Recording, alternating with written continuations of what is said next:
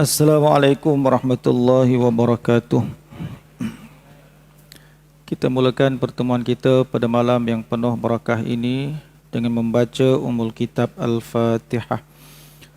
A'udzu billahi minasy syaithanir rajim. Bismillahirrahmanirrahim. Alhamdulillahi rabbil alamin. Ar-Rahmanir Rahim. Maliki yaumiddin. Iyyaka na'budu wa iyyaka nasta'in. Ihdinas siratal mustaqim. Siratal ladzina an'amta 'alaihim ghairil maghdubi 'alaihim waladdallin. Amin. Innal hamdalillah nahmaduhu wa nasta'inuhu wa nastahdihi wa nastaghfiruhu wa na'udzu billah min shururi anfusina wa min sayyiati a'malina. May yahdihillahu fala mudilla lahu wa may yudlilhu fala hadiya lahu. Asyhadu an la ilaha illallah wahdahu la syarika lahu wa asyhadu anna sayyidana wa habibana Muhammadan abduhu wa rasuluh. Subhanaka la ilma lana illa ma 'allamtana innaka antal alimul hakim. Wala haula wala quwwata illa billahil aliyyil azim. Qala rabbi shrah li sadri wa yassir li amri wahlul 'uqdatam min lisani yafqahu qawli. Allahumma faqihna fid din wa 'allimna ta'wil wahdina ila siratikal mustaqim. Allahumma zidna ilma warzuqna fahma. Amin ya rabbal alamin. Amma ba'du. Yang berbahagia Al-Fadil Tuan Imam, Tuan Bilal, pengurusi, Tuan Nazir, Timbalan Nazir, EJK Masjid, seluruh muslimin muslimat, ibu-ibu, ayah-ayah yang dimuliakan oleh Allah Subhanahu wa taala. Alhamdulillah, pertama dan selama-lamanya bersyukur kepada Allah atas segala nikmat yang telah Allah taala limpahkan kepada kita. Dan alhamdulillah, dengan segala nikmat yang telah Allah taala berikan pada kita, dapat kita terus melaksanakan ketaatan kepada Allah taala. Dan dalam segenap ketaatan yang kita laksanakan semata-mata kerana Allah Subhanahu wa taala, yakinlah kita semuanya akan dihitung oleh Allah, semuanya akan dihisab oleh Allah Subhanahu wa taala. Faman ya'mal mithqala dzarratin khairan yarah wa man ya'mal mithqala dzarratin syarran yarah. Sekecil-kecil amalan pun Allah taala akan balas, sekecil-kecil amalan yang baik pun Allah taala akan balas, dan sekecil-kecil perbuatan yang tidak baik pun pasti akan dibalas oleh Allah Subhanahu wa taala, apatah lagi kalau ianya melibatkan yang besar-besar. Ya, yang paling kecil, paling halus pun Allah taala balas.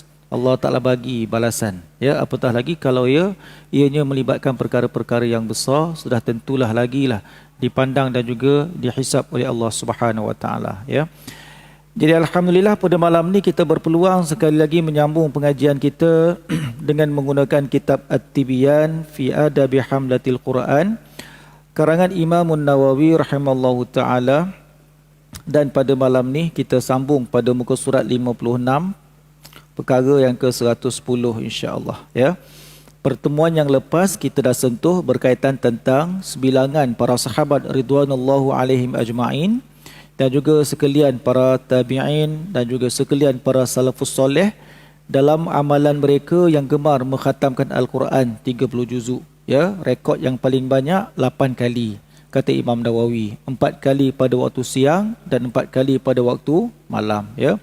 Dan ramai di antara ulama-ulama muktabar, antaranya Imam Syafi'i rahimahullah taala, Imam Malik dan sebagainya, mereka pada bulan Ramadan mengkhatamkan Al-Quran satu hari dengan 2 kali khatam. Ya, kalau pada waktu lain mereka khatamkan Quran satu hari sekali khatam, Ramadan satu hari 2 kali khatam, ya. Dan ada juga di antara para salafus soleh di antara maghrib dan isyak pada bulan Ramadan dengan 2 kali khatam. Antara lepas maghrib, ya, lepas maghrib dia akan khatamkan dengan 2 kali khatam, barulah dia melaksanakan solat fardu isyak, barulah dia melaksanakan solat sunat tarawih, ya. Terus sambung ke waktu subuh sana tu, ya.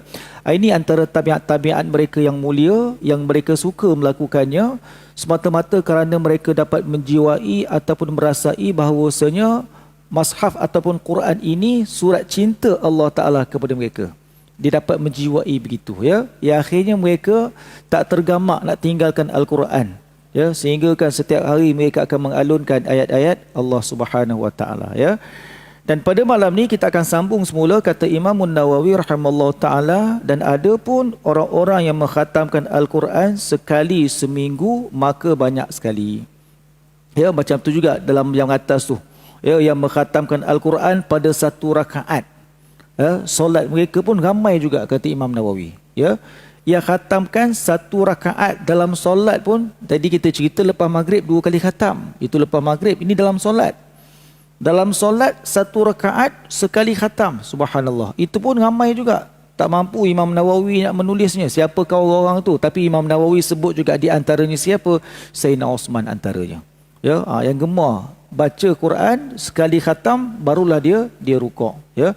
Kalau Jaiz buat ciri-ciri imam macam tu boleh kot ya. Sakit tuan-tuan. Tak ada siapa nak layak jadi imam. Bukan kata kita yang tak layak, bukan kita yang tak larat nak lantik. Imam pun tak nak jadi imam. Masya-Allah. Satu rakaat sekali khatam, masya-Allah ya. Dan di sini kata Imam Nawawi yang mengkhatamkan Al-Quran dengan seminggu sekali itu pun ramai sekali. Ya, antaranya siapa? Antaranya ialah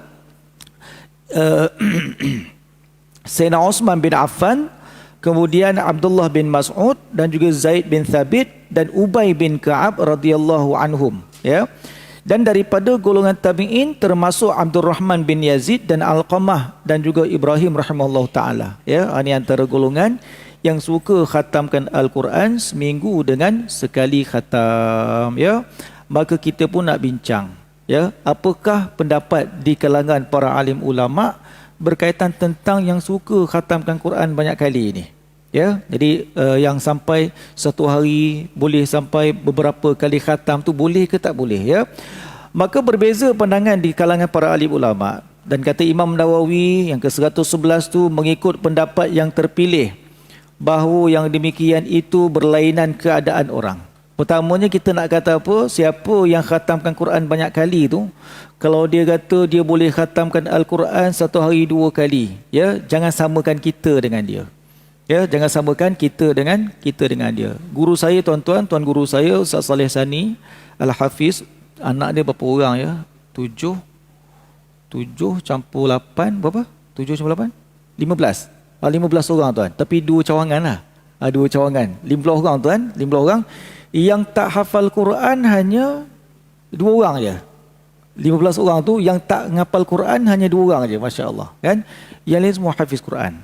Hafiz pula bukan kaleng-kaleng tuan-tuan, masya-Allah. Tu yang jadi imam Masjid Negara waktu bulan Ramadan. Ya, Ustaz Ahmad Mujahid bin Saleh Sani. Ya, jadi bila ada pertandingan hafazan peringkat negeri, peringkat wilayah, kemudian dekat kebangsaan, dialah antara jadi hakimnya. Ustaz Ahmad Mujahid bin Saleh Sani ya. Kemudian anak-anak ada lain lagi, ramai lagi yang masuk pertandingan hafazan Quran tu ramai menang. 30 juzuk pertandingan hafazan ramai menang, masya-Allah kan. Dia tuan-tuan satu juzuk boleh dapatkan dalam tempoh 15 minit. Satu juzuk kalau dia baca boleh dapat tempoh dalam masa 15 minit satu juzuk ya. Itu kalau itu saat dia baca dalam keadaan penat. Penat tuan-tuan. Kalau penat dia baca 15 minit. Kalau berenergi tuan-tuan tak sampai 15 minit. 10 minit lebih sikitlah. Ya, tapi tak sampai 15 minit ya. Tapi bunyinya macam mana? Kita pun terfikir macam mana bunyi yang dibaca tu. Tuan-tuan jangan samakan orang yang mahir baca Quran dengan kita yang tak mahir baca Quran, bunyinya jauh beza. Tuan-tuan, tadi saya cuba dekat pelajar kita, anak murid kita tuan-tuan, ya. Kita try tanya pada anak murid kita, logik tak saya tanya ya. Logik ataupun tidak orang baca Quran kalau satu juzuk boleh dapatkan dalam tempoh 15 minit? Oh, tak mungkin ustaz. Ya, tak mungkin ustaz. Tak percaya, orang tak percaya tuan-tuan ya. Biasa kalau penghafal Quran ni 20 minit, okeylah 20 minit ya. Bunyilah juga Saya katalah tok guru saya ngapal Quran, waktu dia mengulang satu juzuk, waktu dia tak ada bertenaga malas-malas baca tuan-tuan, 15 minit dapat satu juzuk. Waktu dia bertenaga ketika mengulang Quran, ya, tak sampai 15 minit, 12 minit mungkin tuan-tuan ya. Jadi bunyinya macam mana saya tanya? Kalau korang kalau baca satu juzuk ya, dalam tempoh 12 minit lah kata, macam mana bunyinya? Jangan nak buat saya buat macam tu. Jangan samakan yang orang tak reti baca. Tak reti baca. Saya pun fikir macam mana aku nak buat perumpamaan yang lain. Ya, mungkin budak-budak tak sampai ikut pemikiran. Saya kata beginilah, saya kata sama ataupun tidak, orang yang baca Fatihah, dia nak cepat baca Fatihah, dia nak sambungkan semua, tapi dia tak reti, banding dengan orang yang memang mahir baca Fatihah dengan disambung-sambungkan semua tadi dengan mahir. Sama ke tak sama? Oh, baru dia terfikir. Tak sama tuan-tuan. Tuan-tuan, kalau kita nak bayangkanlah macam mana kan. Orang baca Fatihah yang memang hanya sekadar tahu Fatihah saja tuan-tuan ya. Tapi dia tak reti nak sambungkan hujung-hujung huruf tu. Hujung-hujung huruf tu baris atas ke baris bawah ke baris depan, dia orang tak tahu. Ya, yang dia tahu saktah, berhenti kat situ. Alhamdulillah, bismillahirrahmanirrahim. Ya, bismillahirrahmanirrahim gitu ya. Alhamdulillahirabbil alamin, arrahmanirrahim gitu. Kalau dia nak baca laju pun tuan-tuan, jadi dia takkan bunyi sambung. Jadi tertib ataupun kaedah bacaan dia tu salah. Ya, jadi marid li sukunnya macam mana kan? Jadi dia semua mati seolah dia menahan nafas dan dia membaca kesemua daripada ayat pertama sampai ayat ke-7 dalam keadaan saktah, seolah-olah begitu. Bismillahirrahmanirrahim, alhamdulillahirabbil alamin, arrahmanirrahim, maliki yaumiddin, seolah-olah macam saktah, padahal tidak ada hukum saktah dekat situ pun. Ya. Berbeza dengan mereka yang mahir baca Quran tadi. Ya, bismillahirrahmanirrahim, alhamdulillahirabbil alamin, arrahmanirrahim, maliki yaumiddin, iyyaka na'budu wa iyyaka nasta'in, ihdinas siratal mustaqim, siratal ladzina an'amta 'alaihim ghairil maghdubi 'alaihim waladdallin. Kan dia sambung-sambung kan. Kalau yang mahir lagi masya-Allah, kan? Jadi adakah bunyi tak bunyi, takkan bunyi macam tu. Ya. Ketika saya semak guru saya baca, walaupun satu juzuk dalam tempoh 15 minit kata tuan-tuan, masih berbunyi satu persatu tu. Dia baca tu masih berbunyi satu persatu. Perkataan demi perkataan jelas kita dengar tuan-tuan. Ya? Maknanya sebab apa? Kerana dia mahir. Pelik tak? Oh tak pelik. Sebab kita dah berhadapan dengan orang macam tu. Tapi mereka yang jarang baca Quran, yang baca Quran mungkin, merangkak-rangkak mungkin kan, bila dia dengar berita macam ni, ada ke orang macam tu? Kan? Macam mana bacaan dia, bunyi macam mana? Dia nak menyamakan bunyi kawan tu dengan bunyi dia baca Quran. Oh memang tak samalah tuan-tuan ya. Sebab tu yang pertamanya kata Imam Nawawi rahimahullah taala, yang demikian itu berlainan keadaan orang. Ya, lain orang, lain ya. Maka siapa yang ternyata baginya kehalusan hati dan makrifah dengan pemikiran yang tajam lagi teliti, maka hendaklah dia memendekkan, yakni meringkaskan atas qadar mana yang dapat menghasilkan baginya fahaman yang sempurna kepada apa yang dibacanya. Ya, tu ya. Jadi bagi mereka yang mungkin sampai pada makrifah, tak ada masalah pun. Ya, ayat-ayat yang dibaca tu dia dah hayati dah. Dia dah tahu dah maknanya, dia dah tahu dah kehendak ayat tadi, dia dah tahu dah maksudnya, dia dah tahu dah apa yang ingin Allah Ta'ala sampaikan. Ya, ayat tadi ayat perintah ke ayat apa, cerita tentang azab ke cerita tentang nikmat, dia baca tu semua dah tahu dah. Ya, maka bagi orang macam ni tak ada masalah. Ya, tak ada masalah untuk mereka. Ya. Dan demikian juga baginya orang-orang yang masyghul, yakni berbimbang ataupun sibuk ya dengan menyebarkan ilmu ataupun lain-lainnya daripada kepentingan urusan agama. Ya, berbeza pula dengan orang yang mungkin terlalu sibuk. Dia ada banyak lagi urusan-urusan lain. Ya, urusan lain dia banyak, tanggungjawab lain dia banyak. Ya, adakah dia nak pulun habiskan Quran macam satu hari 2 kali khatam Quran, atau mungkin satu hari dengan sekali khatam? Dalam keadaan dia sibuk, kemudian dia usaha pula nak khatamkan Quran dengan beberapa kali khatam tadi tu. Ya, kalau dia melaksanakan perkara demikian, kemungkinan perkara-perkara kewajipan yang lain yang sepatutnya juga diberikan perhatian terpaksa tercicir begitu. Ya, contohnya siapa? Contoh kalau katakanlah dia wakil rakyat tuan-tuan. Ya, wakil rakyat ya. Wakil rakyat ni yang memang kena berjumpa dengan rakyat jelata lah. Ya, dia ada waktu meeting dia ada waktu turun padang ni tuan. Tiba-tiba waktu banjir dia lepak kat rumah. Padahal wakil rakyat lepak kat rumah, rupanya duduk sibuk baca Quran. Dia ada berapa juzuk lagi tak khatam ni, masya-Allah kan. Dia sedangkan dia ada kepentingan yang lain, dia ada tanggungjawab yang lain, dia ada kewajipan yang lain ya. Tu masuk Imam Ghazali, Imam Nawawi maksudnya ya. Jadi lain orang lain keadaannya. Bagi mereka yang memang kenal, mereka yang macam siapa? Allahumma salli Muhammad. Apa tu apa? Yang meninggal baru ni siapa yang kat Kedah tu? Siapa? Pak Sumit. ya, yang meninggal baru ni kan, dia memang satu hari baca Quran je, masya-Allah kan, tapi dia tak ada tanggungjawab lain, tuan-tuan ya, dia tak ada kewajipan yang lain. Maka bahkan dia pula antara golongan makrifah, dia yang kenal, yang tahu, dia baca tu apa maksud dia tahu, ya? Dia baca tu kehendak apa dia tahu, maka dia selalu melazimi mengamalkan ayat-ayat Allah Taala, baca Quran je manjang. Siapa bawa datang jumpa dia, mintalah nasihat ke apa semua, antara nasihat yang insya-Allah dia akan selalu ingatkan pada kita pada berkaitan tentang Quran, jangan sampai tinggalkan Quran, masya-Allah kan. Jadi sebab tu kata Imam Nawawi rahimahullah taala, ya, dan maslahah umum bagi muslimin, dan hendaklah ia memendekkan atas qadar yang tidak menghasilkan ataupun yang tidak menjadikan, dengan sebabnya merosakkan, yakni mencacatkan apa-apa tugas-tugas yang menunggunya, ya. Jadi kalau bagi mereka yang sibuk dengan perkara-perkara yang lain, nak khatamkan Quran begitu memang susah. Ya, maknanya tuan-tuan, ibu-ibu, ayah-ayah, untuk golongan yang pencen, yang tak ada apa-apa ni, tuan-tuan kena ambil kategori yang pertama lah. Yang pencen, yang tak ada apa-apa, tanggungjawab dah, tugas-tugas lain semua tak ada dah kan. Takkan kita nak ambil yang kedua tadi tu kan. Kalau nak ambil yang kedua boleh, mulai sekarang dah mula kena fikir apa kita nak sibukkan diri kita ni. Sebab apa? Supaya nak mengelak daripada tanggungjawab kena baca Quran tadi ni. Kalau macam ni susah kita ni. Kalau macam tu saya ambil nombor 2 lah Ustaz. Nak ambil nombor 2. Buat kerja apa? Tak ada apa-apa pun. Kena cek kerja lah sekarang ni.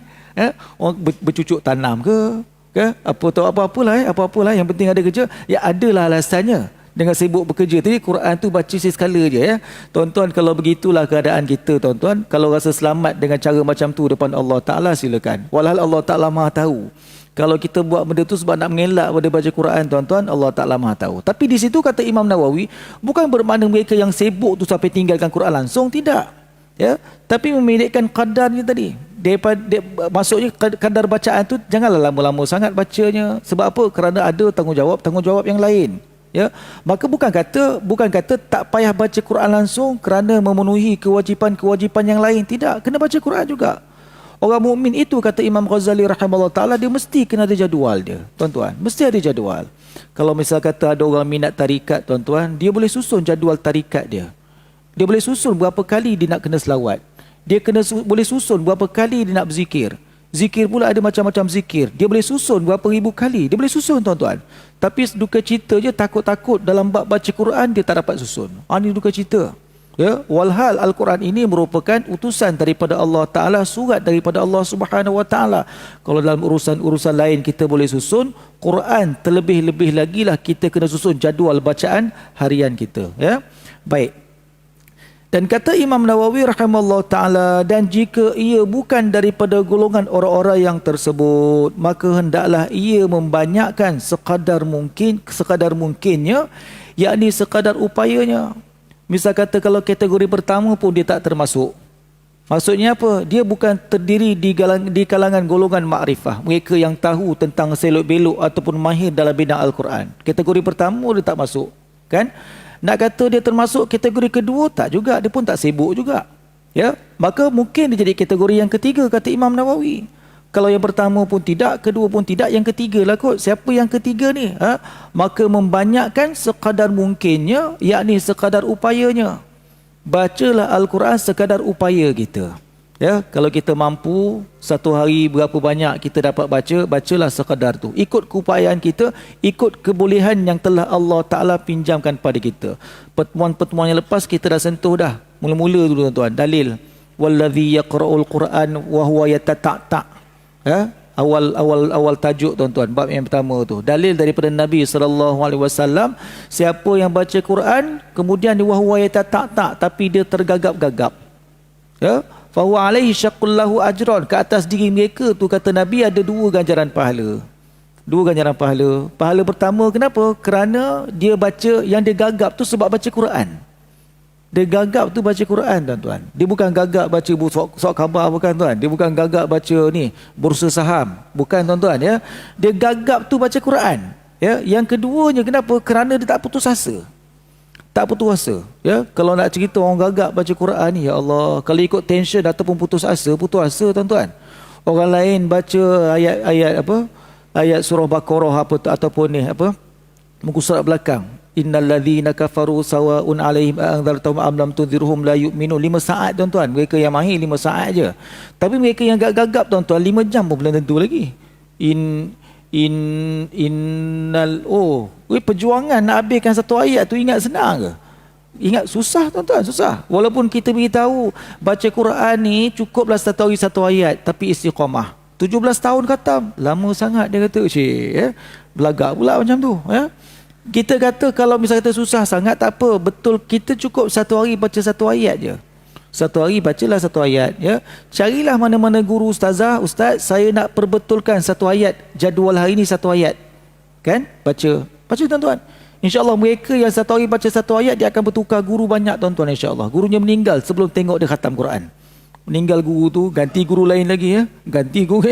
Jadi tak apalah, tapi istiqamah lah satu hari satu ayat. Boleh tuan-tuan, insyaAllah. Berapa lama kan khatam Quran? 17 tahun dapat khatam. Okeylah juga, 17 tahun khatam juga Quran. Khatam sekali yang kita tahu makna, okeylah tu. Jadi jangan pandang remeh-temeh. Tapi apa kata Nabi SAW, yang gagap baca Quran tu Allah Ta'ala bagi pahala juga. Maknanya dia dalam kategori kurang upaya. Bukan OKU kan? Dia kurang upaya dalam melafazkan ayat Allah Ta'ala seperti mana mereka yang mahir baca Quran. Tapi bukan bermakna dia kena tinggalkan Quran. Tak. Dia tetap kena baca Quran sekadar kemampuan dia. Yang penting apa dia? Pertemuan yang lepas juga kita dah sentuh, jangan sampai timbul rasa boring tuan-tuan. Jangan timbul rasa sampai rasa boring. Bila dah rasa boring, itu yang jumpa Quran setahun sekali tu. Ramadan je dia buka Quran. Rasa puas. Lepas habis tadarus bulan Ramadan tu, dah sekali khatam bersama kawan-kawan. Rasa puas betul. Boring juga tuan-tuan, rasa puas. Boring sebab kawan baca banyak salah, itu je. Bukan sebab dia pun. Boring betul lah halaqah kita ni, ramai baca banyak salah kata. Tapi khatam lah juga. Tapi puas boring tu tuan-tuan, sampai tu tak buka Quran dah. Tahun depan pula buka Quran. Masya Allah. Jangan sampai begitu pula. Sebab tu kata Imam Nawawi, bacalah sekadar upayanya. Dengan ketiadaan keluar kepada haid jemu. Ni disebut. Dengan ketiadaan keluar kepada haid jemu dan laju sampai bersembunyi hurufnya. Sampai dia pertama jangan sampai jemu sangat. Orang jemu baca Quran pun macam tu lah tuan. Orang jemu baca Quran bunyi sangat dah. Dah boring tu. Dah boring tu tahu dah. Kita kalau mengajar kat sekolah pun macam tu juga tuan, lebih kurang. Tuan-tuan mengajar anak murid baca pendidikan bahasa Melayu ke apa semua. Bila bunyi suara anak murid tu dah lain macam tu, dah boring anak murid aku ni. Respon boring tu kita dah nampak dah. Apatah lagi ayat-ayat Allah Subhanahu Wa Taala. Sebab tu apa juga perkara yang boleh menyebabkan terkeluar daripada mulut kita kecacatan ketika mengalunkan ayat-ayat Allah Subhanahu Wa Taala, maka hukumnya adalah makruh. Contoh apa? Dia baca Quran dalam keadaan mengantuk. Kita dah sentuh dah sebelum ni. Kan? Oleh kerana dia pulun nak kejar sangat, malam ni mesti khatam juga tuan-tuan. Akhir dia gagah baca juga, ngantuk-ngantuk, penat-penat dia baca juga. Akhir bunyi itu tak butir, orang Kelantan kata, tak fasih. Iaitu yang kata tu tersembunyi hurufnya. Sampai tersembunyi huruf dia, apa dia baca ni? Huruf ta ke huruf ya? Ta dengan ya pun beza dah tuan-tuan. Masya-Allah, jauh sangat bezanya tu. Sebab apa? Sebab ngantuknya pasal. Jangan. Kalau sampai ngantuknya pasal dibaca juga ayat-ayat Allah Subhanahu Wa Taala, akhir bunyi ini lain, maka hukumnya makruh. Maka kena hilang. Kalau mengantuk tu kena hilang mengantuk tu dulu. Kalau dah rasa jemu, berehat sekejap. Sampai jemu tu dah hilang, ada semangat nak baca Quran, baca Quran balik, masya-Allah kan. Itulah yang disebut oleh Imam Nawawi rahimahullah taala.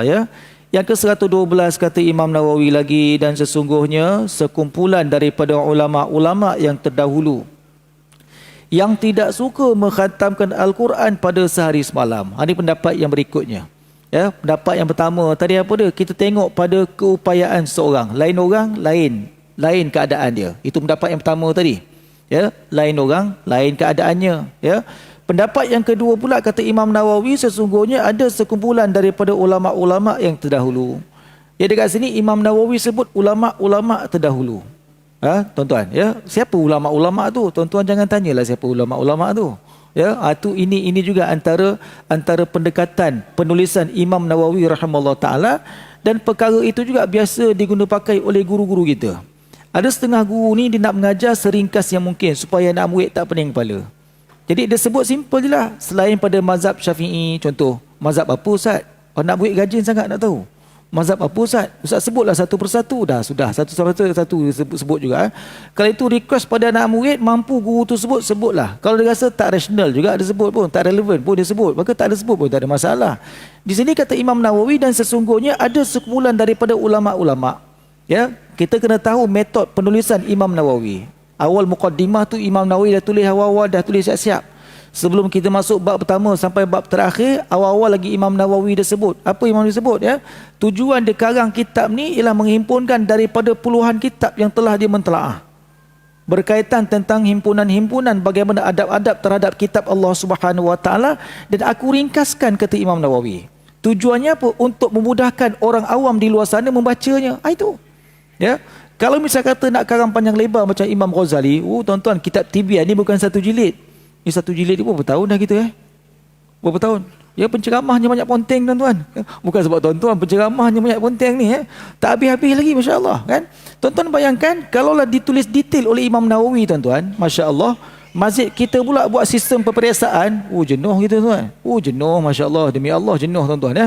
Dia diringkaskan untuk memudahkan kita memahaminya. Sebab tu kata Imam Nawawi, dan sesungguhnya ada sekumpulan daripada ulama-ulama yang terdahulu yang tidak suka mengkhatamkan Al-Quran pada sehari semalam, kerana mereka berdalilkan kepada hadis sahih daripada Abdullah bin Amr bin Al-As radhiyallahu anhuma, berkata ia telah sabda Nabi SAW, la yafqah man qara'a al-Quran fi aqalla min thalath. Ya, kata Rasulullah, la yafqah man qara'a al-Quran fi aqalla min thalath. Apa maksudnya? Tidak boleh faham ataupun tidak faqih, tak akan tahu, kata Rasulullah. Ya, la yafqah, tidak akan tahu. Nabi datangkan kalimah dekat situ, la yafqah. Bila sebut la yafqah, tidak akan boleh faham kamu orang-orang tadi ni ya. Kalau Nabi SAW sebut dekat situ kalimah lan yafqah, kalau lan disebut lan, maksudnya tidak. Tapi tidak tu tidak yang memang confirm, tak ada. Ya, tidak yang confirm memang takkan ada punya. Yang baca Quran kurang daripada 3 hari khatam, confirm takkan ada yang dapat faham. Itu kalau Nabi sebut dengan kalimah lan, lam dengan nun. Ya, tapi ajibnya bahasa Arab ni, ya, takjubnya bahasa Arab ni dengan kepelbagaian tata bahasa dia, maka Nabi sebutkan perkataan la kat situ. Tidak akan faham. Maknanya masih akan ada orang yang faham. Akan ada yang faham, tapi kebanyakannya mungkin ramai tak faham. Ya, kebanyakan mungkin tak. Sebab tu awal lagi Imam Nawawi sebut apa dia? Tengok pada orangnya. Kerana ada yang faham, ada yang faham dan ada yang tak faham.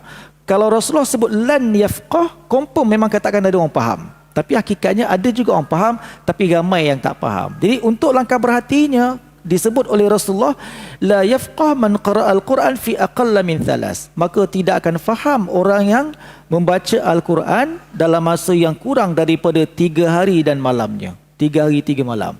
Siapa yang baca Quran, dia khatamkan Quran dalam tempoh 3 hari 3 malam sekali khatam, tidak akan faham, kata Rasulullah. Orang macam ni baca Quran tidak akan faham. Apatah lagi kita ni bukan orang Arab, orang luar, tuan-tuan, orang ajam yang bukan daripada golongan bangsa Arab, yang confirm lagi lah tak faham tuan-tuan. Kecuali kalau kita memang betul-betul mendalami ilmu berkaitan tentang Al-Quran, mungkin tak ada masalah. Tapi kalau hanya setakat baru lepas Iqra' 6 tuan-tuan, tiba-tiba nak terus khatamkan Quran dengan 3 kali khatam, 3 hari sekali khatam, susah tu, susah susah tu. Nak khatam boleh khatam, tapi kamu takkan faham. Kamu takkan faham apa yang kamu baca berkaitan tentang ayat-ayat Allah Subhanahu Wa Taala. Sedangkan yang dituntut daripada kitab Allah Subhanahu Wa Taala itulah mentadaburnya. Afala yatadabbaruna al-Quran am ala qulubin aqfaluha. Siapa yang baca Quran dan dia tak pernah pasang niat nak menghayatinya, tak pernah pasang niat nak tahu apa maknanya, hanya sekadar minat membacanya, hanya sekadar hobi mengkhatamkannya, ya, maka am ala qulubin aqfaluha. Allah Taala kunci pintu hati dia. Terkunci pintu hati sebab apa? Dia sendiri yang dah kunci pintu hati dia untuk tidak mengetahui ayat-ayat yang dia baca tu. Ya, sedangkan Allah Ta'ala suruh kita tadabbur. Allah Ta'ala suruh kita kaji berkaitan tentang Quran. Semakin kaji, semakin jumpa rahsia daripada ayat-ayat Allah Subhanahu Wa Ta'ala. Masya Allah. Ya. Itu yang disebut oleh Nabi SAW. Kemudian, yang ke-113, ada pun waktu permulaan membaca dan juga khatam bagi orang yang mengkhatamkan dalam tempoh masa 1 minggu. Maka sesungguhnya telah meriwayatkan oleh Ibnu Abi Daud dengan sanadnya bahawa Sayyidina Uthman bin Affan radhiyallahu anhu adalah ia memulakan bacaan Al-Quran pada malam Jumaat dan mengkhatamkannya pada malam Khamis. Ini dalil. Ya, dalil kenapa dikatakan elok ataupun afdal mengkhatamkan Al-Quran ini ialah pada hari Khamis malam Jumaat. Siapa yang nak khatamkan Quran pada waktu malam, maka hari yang afdal untuk diambil adalah Khamis malam Jumaat. Ya. Kalau nak khatamkan Quran pada waktu siang, waktu pagi, maka ambillah pada waktu pagi hari Isnin. Ya, maknanya ada jadualnya kan. Kita sebut tadi, Imam Ghazali sebut apa? Mukmin yang berjaya ialah mukmin yang berjaya menjadualkan wirid harian dia, amalan harian dia. Baik, kalau ketika baca Quran pun dia kena ada strategi bila nak khatam. Ya, nak ambil barakah pahala daripada sekalian para sahabat, maka Sayyidina Osman khatamkan Quran pada malam Khamis malam Jumaat. Ya. Kita nak khatam Quran, kita nak ambil waktu yang pernah ditunjukkan oleh sahabat, waktu yang barakah tadi tu. Maka kita pun cubalah khatamkan Quran pada hari Khamis malam Jumaat. Jadi kalau nak sampai target kita nak khatamkan Quran Khamis malam Jumaat, jadi dia kena tahu satu hari kena baca berapa, supaya target dia tu dapat capai. Ya, sasaran dia nak khatamkan Khamis malam Jumaat dapat capai, dan dia kena usahakan untuk dapat. Kalau satu hari dia miss, jadi tanggungjawab untuk esok harinya bertambah. Ya, tuan-tuan. Tanggungjawab untuk esok hari bertambah. Sebab apa? Hari ini tak baca. Kenapa tak baca? Sibuk berkempen, tuan-tuan. Masya Allah, sibuk berkempen, tuan-tuan. Kempen juga, tuan-tuan. Ya. Sambil kempen, sambil baca. Tak ada hal punya. Ya. Jadi oleh kerana termis, tuan-tuan, esoklah dah kena bertambah pula ni. Tambah, tanggungjawab tu bertambah, tuan-tuan. Ya. Boleh tak tambah? Kalau boleh silakan. Sebab apa? Sebab target dia kalau boleh Khamis malam Jumaat khatam Quran. Ya. Siapa yang nak khatamkan Quran pada hari Isnin, maka dia pun ada jadual dia. Mana mungkin, tuan-tuan, tak apalah kita nak khatam Khamis malam Jumaat tanpa kita susun jadual kita satu hari berapa banyak kena baca. Kita main baca je. InsyaAllah tak berjaya, tuan-tuan. InsyaAllah tak berjaya. InsyaAllah. Dia mungkin mula-mula je. Oh, dia dapat ni kot khatam. Hari ni boleh dapat 5 juzuk ni. Esok 1 juzuk je. Tak apa, esok boleh cover lagi. Lusa, tuan-tuan, tak dapat cover boleh. Alamak, semakin kurang. Lagi, tak payahlah kot. Bulan depan lah pula. Bulan depan pula dah. Masya Allah. Sebab apa? Tak ada jadual. Kena jadualkan, Masya Allah. Kan? Baik. Kemudian, dan berkata Imam Abu Hamid Al-Ghazali rahimahullah ta'ala, Imam Ghazali sebut di dalam kitabnya Al-Ihya Ulumuddin, yang terlebih afdal bahawa ia mengkhatamkan Al-Quran sekali khatam di waktu malam dan sekali khatam lagi di waktu siang. Ya, waktu malam pun khatam, waktu siang pun khatam, dan dijadikan khatam siang hari itu pada hari Isnin dalam 2 rakaat solat fajar ataupun solat subuh kita. Ya, jadi kalau solat subuh tu kita tinggalkanlah rakaat pertama qul a'udzu birabbin nas, rakaat kedua qul a'udzu rakaat pertama qul a'udzu birabbil falaq, rakaat kedua qul a'udzu birabbin nas, tuan-tuan. Ya, dia khatam Quran dalam solat subuh dia kalau nak ambil pada waktu pagi Isnin. Ya, nanti kita akan sentuh, tuan-tuan, dalam bab-bab khatam apakah yang patut kita buat. Ya, tajuk ni jauh sikit lah, tuan-tuan. Ya, kita akan sentuh benda tu nanti. Ya, okey, kita azan dulu insya-Allah.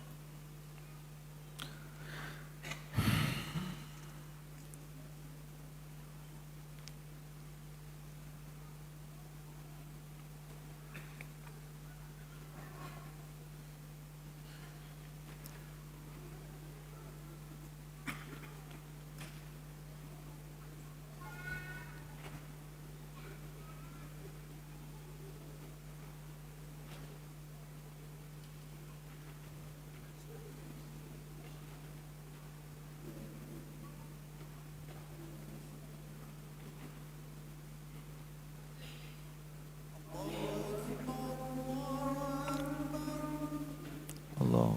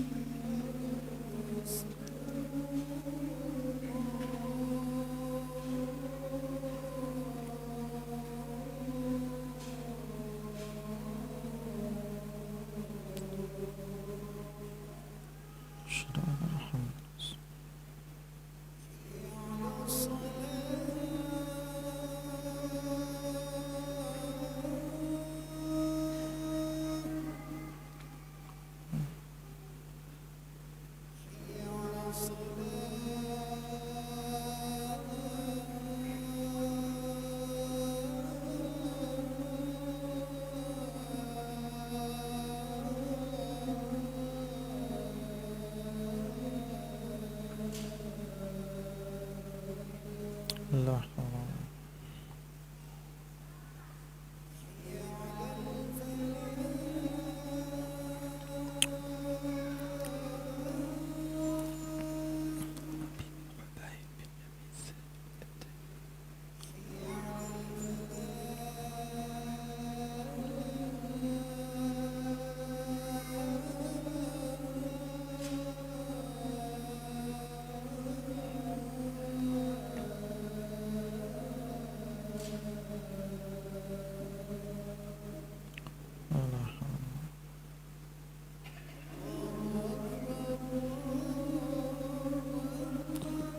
Allahu Akbar, Allahu Akbar.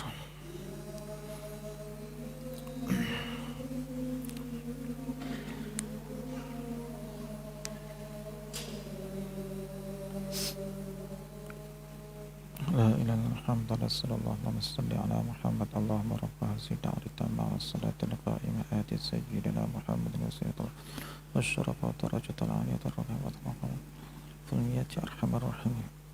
Bismillahirrahmanirrahim. InsyaAllah kita cuba habiskan tajuk ni sebelum pertemuan yang lepas. Kita akan sebelum pertemuan akan datang, kita akan masuk fasal baru insyaAllah. Okey. Baik. Kemudian kata Imam Nawawi rahimahullah taala berkaitan tentang khatam Quran, ya. Dan dijadikan khatam siang hari itu pada hari Isnin di dalam 2 rakaat fajar ataupun selepasnya, sama ada dalam solat subuh ataupun di luar solat subuh, ya. Dan afdal, kita ingatkan sekali lagi, afdal ketika khatam Quran, sebelum nak baca doa ataupun ketika majlis khatam Quran itu afdal untuk kita war-warkan, jemput siapa yang boleh kita jemput. Tapi kalau khatam Quran pada waktu subuh ni, yang boleh kita jemput biasanya anak-anak lah kot. Ya, kalau suami yang khatam, ajaklah isteri yang pertama dia dan juga anak-anak dia lah. Ya, jemput. Ya. Kalau isteri pula yang khatam, jemputlah suami dengan anak-anak. Ya, ni esok mama khatam. Lepas subuh esok, solat jemaah sama-sama, abang kau jadi imam. Ya, lepas tu kita akan baca doa khatam. Maknya khatam Quran, maknya baca doa khatam, ya. Dan hukum ketika menerima jemputan orang khatam Quran ni, hukumnya sunat muakkad untuk dia hadir. Jadi tuan-tuan jangan cari pasal jemput kata-kata, tuan-tuan. Kesian kawan tu kalau betul-betul tak dapat hadir ni, esok sembahyang subuh kat rumah aku, tahu aku khatam Quran. Ingat tak kita belajar kitab Tibyan tu, hukumnya apa? Hukumnya sunat muakkad, macam jemputan kelui kahwin ni.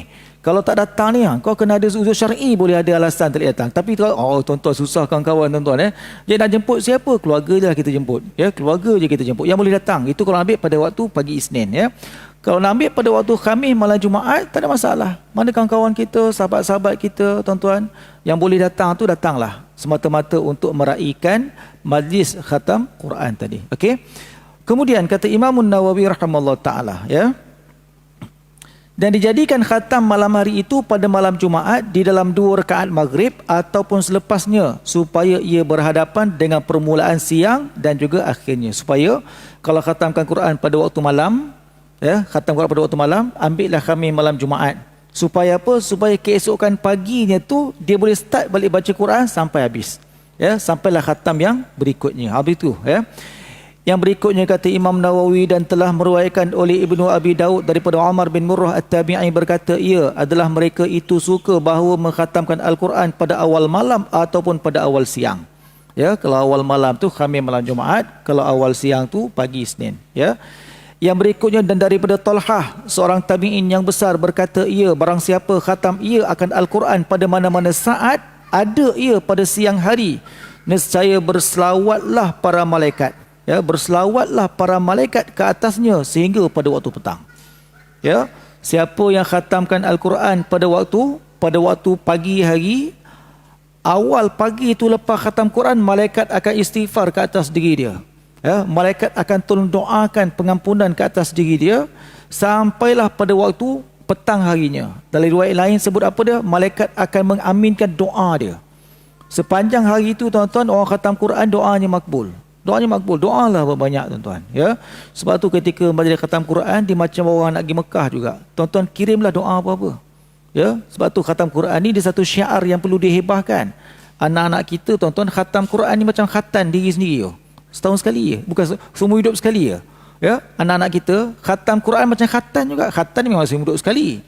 Khatam Quran pun kita buat majlis tu sekali tu je. Lepas tu haram tak buat dah. Ya, haram tak buat, hebahkan pun tidak. Hebahkan pun tidak juga, Masya Allah. Yang padahal ia perlu dihebahkan, satu syiar ni, ya. Jadi dihebahkan kenapa? Supaya siapa di antara rakyat jelata, pilihan raya ni kan, duk sebut rakyat jelata je kita. Kalau siapa di antara ahli Korea misal kata, kawan-kawan dia ke apa semua, nak apa tu, nak kirim doa. Nak kirim doa, dia tahu ada kawan dia khatam Quran, kirim doa. Kirim doa, Masya Allah. Supaya apa? Supaya kawan yang khatam Quran tu ketika dia berdoa pada Allah Ta'ala, kerana hari itu merupakan raja sehari untuk diri dia, doa jadi aminkan oleh malaikat sampai pada waktu petang. Kalau khatam Quran pada waktu malam, malaikat mengaminkan doanya sampai pada waktu esok paginya. Ataupun malaikat akan istighfar, minta pengampunan kepada Allah Ta'ala sampai keesokan harinya. Masya Allah. Lumayan ganjaran daripada Allah Ta'ala. Ya? Baik. Dan diriwayatkan daripada Ad-Darimi dalam musnadnya dengan sanadnya daripada Sa'ad bin Abi Waqqas radhiyallahu anhu berkata, ia idza waqafa khatmul Quran awwal al-lail sallat alaihi al-malaikah hatta yusbih wa idza waqafa khatmul Quran akhir al-lail sallat alaihi al-malaikah hatta yumsi. Maksudnya, atau maksudnya yang disebut tadi, siapa yang khatamkan Quran pada waktu siang, malaikat mengaminkan doanya sampai pada waktu petang tu. Siapa yang khatamkan Quran pada waktu malam, malaikat mengaminkan doanya sampai waktu esok paginya. Masya Allah. Itu cara yang bagaimana kita nak selalu para malaikat berdampingan dengan kita. Ya. Yang terakhirnya kata Imam Nawawi daripada Hubaib bin Abi Thabit At-Tabi'i, bahawasanya adalah ia mengkhatamkan Al-Quran sebelum rukuk. Ya, sebelum rukuk dalam solat, maka khatamkan Quran. Maknanya tak kira lah kalau dia ambil Khamis malam Jumaat ataupun pada waktu subuh dia nak khatamkan Quran dalam solat, waktu bila yang kita nak khatamkan tu, iaitulah sebelum rukuk. Sebelum rukuk, jadi bacalah surah yang kita nak baca, surah terakhir tu, barulah kemudian kita akan rukuk. Ya. Telah berkata Ibnu Abi Dawud, dan demikian juga berkata Ahmad bin Hanbal rahimahullah ta'ala, dan ada lagi beberapa tambahnya, ada hubungan dengan fasal ini, insya-Allah akan diterangkan pada bab yang akan datang. Sampai satu masa kita akan sentuh pula khusus dalam bab khatam Quran, apa yang patut kita buat. Apa yang patut kita buat. Ianya merupakan syiar yang dah mula ditinggalkan, tuan-tuan. Ya, syiar khatam Quran ni syiar yang dah semakin ditinggalkan, ya. Padahal ia merupakan syiar yang dah dilaksanakan oleh sekalian para sahabat. Ya, walaupun zaman Nabi tak berlaku. Sebab apa zaman Nabi tak berlaku? Sebab Quran diturunkan pada Nabi, pada Rasulullah, ya. Dan ketika Nabi dah habis selesai Quran 30 juzuk diturunkan, maka baginda sallallahu alaihi wasallam wafat. Maka pengamalan menghidupkan bacaan-bacaan ayat-ayat Allah Taala ni disambut oleh sekalian para sahabat. Maka ada di antara kegemaran para sahabat macam mana dia nak meluahkan, nak menzahirkan cinta dia kepada Nabi sallallahu alaihi wasallam, cinta dia kepada Allah Taala melalui kalam Allah Taala tu. Itu sebab mereka gemar mengkhatamkan Quran. Tapi bagaimana mereka lakukan ketika khatam Quran? Syiar itulah yang kita semakin tinggalkan. Ya, akan datang tapi jauh lagi lah bab khatam Quran, tuan-tuan. Kita akan sentuh apakah adab-adabnya, insya-Allah. Mudah-mudahan syiar itu dapat dilaksanakan kembali, insya-Allah. Wallahu taala alam, ibu-ibu ayah. Sampai sini dapat kita laksanakan, dapat kita kongsikan, insya-Allah, tuan-tuan. Ya, hari Sabtu ni, ya, kita dah mula mengundi, tuan-tuan.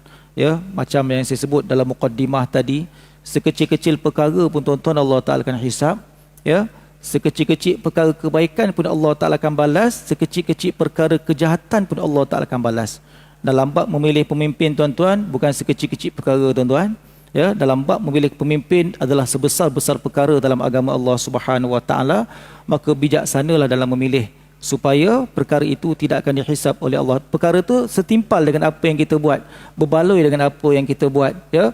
Maka jangan cemarkan tangan yang telah Allah Ta'ala berikan pada kita ni, ya, dengan kita memilih seorang yang pada neraca ilmu yang telah Allah Ta'ala pinjamkan pada kita, sesuai ataupun tak sesuai, tepuk dada tanya iman kita, tuan-tuan. Dan mudah-mudahan ada barakahnya dalam pilihan kita yang betul-betul kita nak minta petunjuk daripada Allah Ta'ala. Sebab tu doa yang Nabi ajar, Allahumma arinal haqqa haqqa warzuqna tiba'ah wa arinal batila batila warzuqna ijtinabah. InsyaAllah mudah pilihan kita itulah akan menyebabkan, boleh jadi asbab kita selamat ketika berada di akhirat Allah Ta'ala nanti, insyaAllah. Qulu qali hadha, astaghfirullahaladzim li wa lakum.